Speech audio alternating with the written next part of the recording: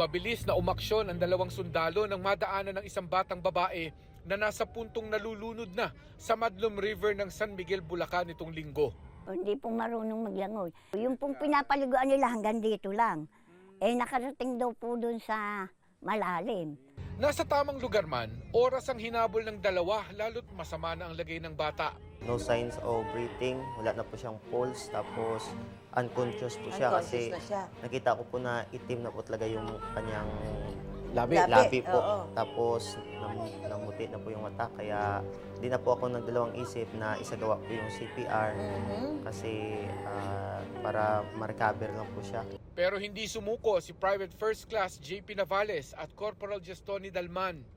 Inabot pa nila ng 10 minuto ang CPR ni Navales bago nakitaan ng pag-asa ang bata. Bago po kami umalis sa lugar is yung bata po is ano na po siya, conscious na at pina-recover lang po siya. Dinala sa ospital. Dinala muna sa military infirmary ng Camp Texon ang bata bago inilipat sa District Hospital sa Cabanatuan, Nueva Ecija.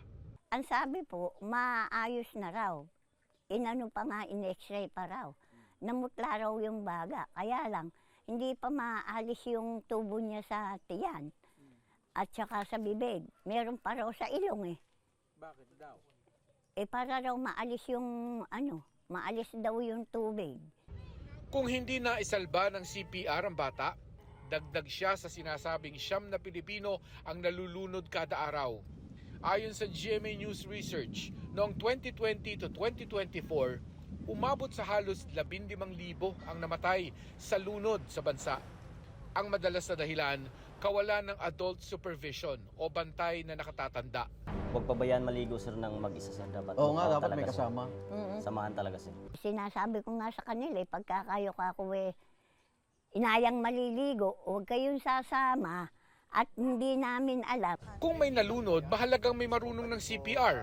Idinemo ni Navales kung paano ito gawin. Sa may gitna po ng bali po, ito po yung imaginary nipple line po sa center niya po. Okay. Dito. Okay. Then, dapat nakalock po yung kamay. Bali 30 po na, 30. yes po, 30 po na compression. Then, dalawang buga. Dalawang buga. Yes po, 4-5 cycle po.